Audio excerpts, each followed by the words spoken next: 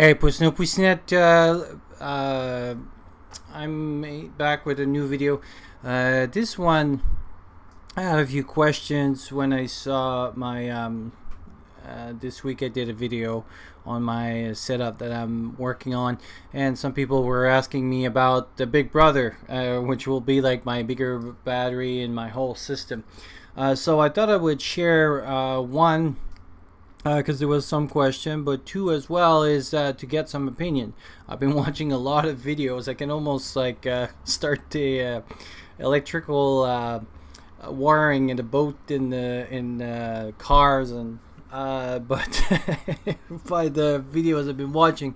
But anyway, here's the rough idea that I have. I don't have I didn't buy the piece now that I still need, because again it's still on the drawing board, but I wanted to have people's opinion.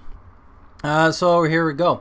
So basically this will be my setup for my main battery. So my setup will be separate in two parts, like I mentioned in the other video. The purpose that I bought this toolbox is that it can separate in three different parts.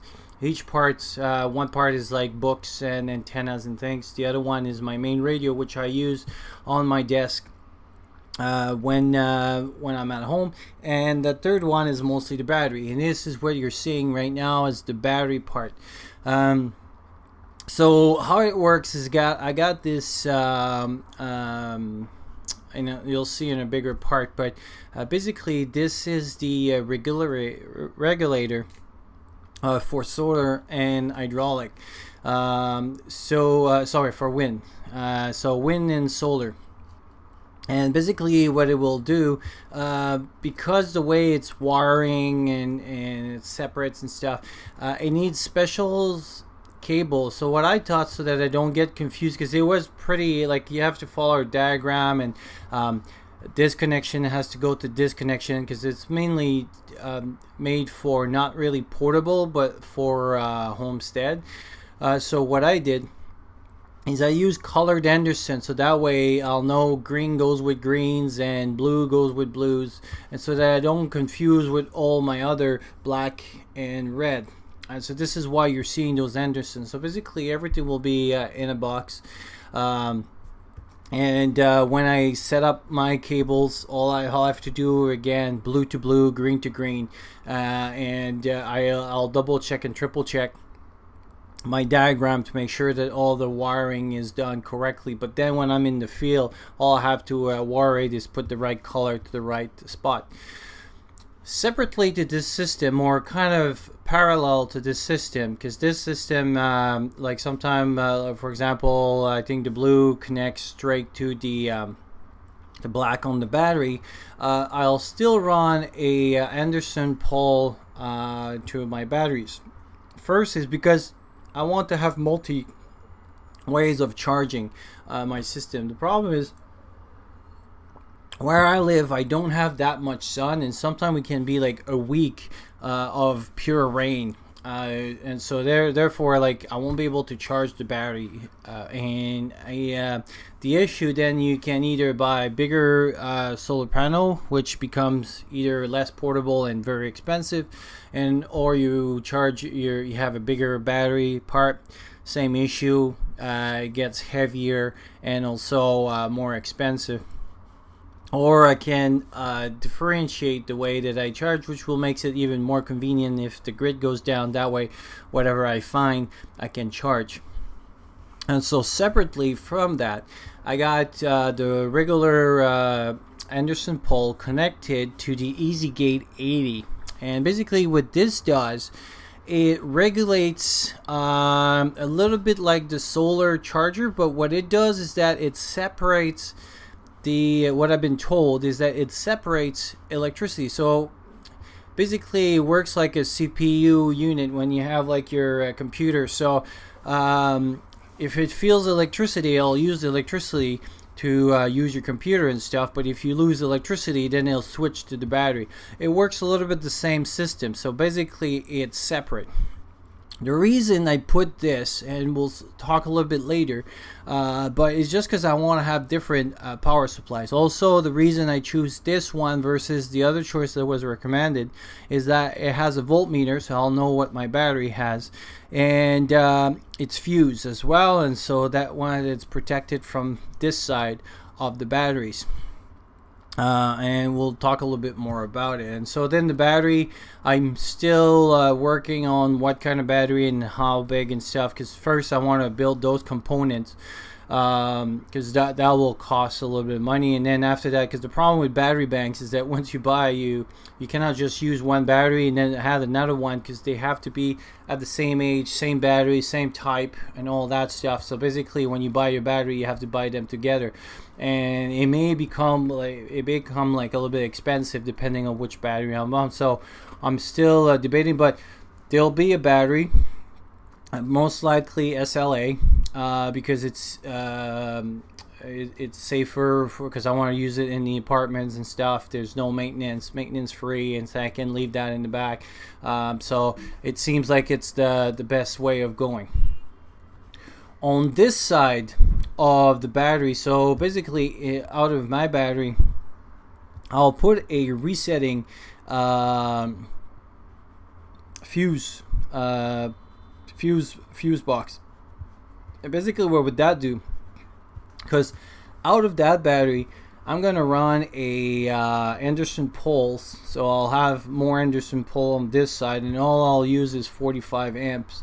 I'll use 10 gauge wire for about 10 feet, which I'll be buying from this company that made them, and I'll have about 10 feet about of wire. So that way, if the sun is somewhere and then I want to act, I can separate my station, because if I cannot separate my station, the sun is somewhere and my battery pack has to be with me.